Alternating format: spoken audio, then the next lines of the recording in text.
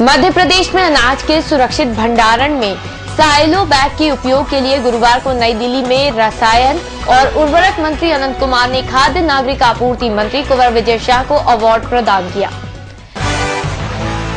हिम्मत कोठारी ने मध्य प्रदेश राज्य वित्त आयोग के अध्यक्ष पद का कार्यभार ग्रहण किया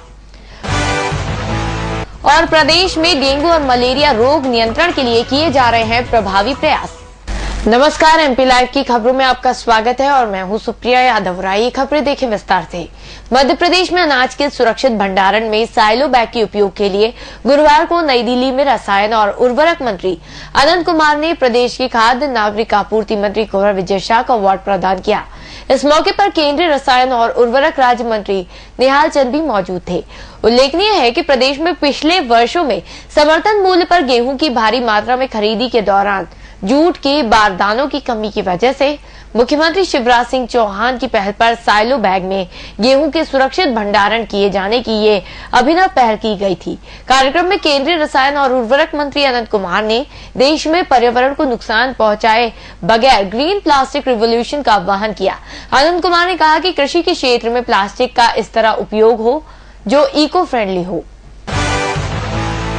किसान कल्याण और कृषि विकास मंत्री गौरीशंकर बिसेन ने राष्ट्रीय कृषि विज्ञान अकादमी और मध्य प्रदेश कृषि संचालनालय की रजत जयंती के अवसर पर आज लघु जोत कृषि यंत्रीकरण पर संगोष्ठी का शुभारंभ किया।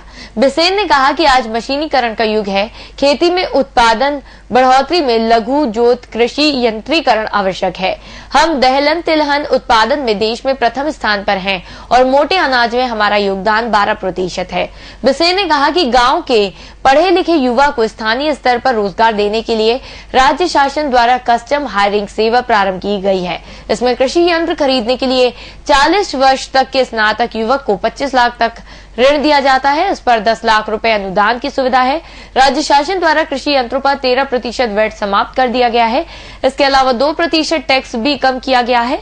शासन द्वारा कृषि यंत्रों पर टॉप अप अनुदान भी दिया जा रहा है। मध्य प्रदेश में खुराई की ट्रॉली और सागर में निर्मित होने वाले कृषि यंत्र उच्च गुणवत्ता के हैं। पूर्व मंत्री और वरिष्ठ नेता हिम्मत कोठारी ने आज मध्य प्रदेश राज्य वित्त आयोग के अध्यक्ष का पदभार ग्रहण किया। इस अवसर पर स्कूल शिक्षा मंत्री पारस जैन, विधायक यशपाल सिंह सिसोदिया, जगदीश देवड़ा, विश्वास सारंग और मोहन यादव, मध्य प्रदेश राज्य योजना आयोग के उपाध्यक्ष बाबूलाल जैन, वरिष्ठ नेता मेघरा जैन और रघुनंदन शर्मा विशेष रूप से उपस्थित थे। कोठारी द्वारा पदभार ग्रहण करते समय आयोग के सदस्य दिलीप राज सिंह चौधरी और मलय कुमार राय, सचिव सुशील द्विवेदी और रतलाम साथ ही मंदसौर क्षेत्र के लोग बड़ी संख्या में मौजूद थे। राज्य शासन ने प्रदेश में नागरिकों को डेंगू और मलेरिया से बचाव के लिए उपचार की आवश्यक व्यवस्था की है। प्रदेश में 16 स्वास्थ्य संस्था में डेंगू की जांच मैक एलाइजा किट के माध्यम से करने की व्यवस्था की गई है।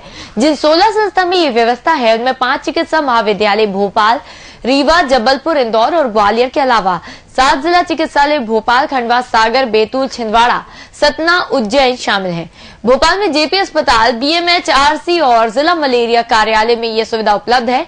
जबलपुर के आरएमआरसीटी में भी डेंगू जांच मैक एलाइजा किट से की जा रही है। जिम्मेदार अमले द्वारा तत्परता से दायित्व निर्वहन किए जाने से इन रोगों के नियंत्रण में सफलता मिली है। प्रत्येक स्तर के अस्पताल में आवश्यक दवाएं उपलब्ध हैं और रोग के उपचार का माकूल इंतजाम किया गया है।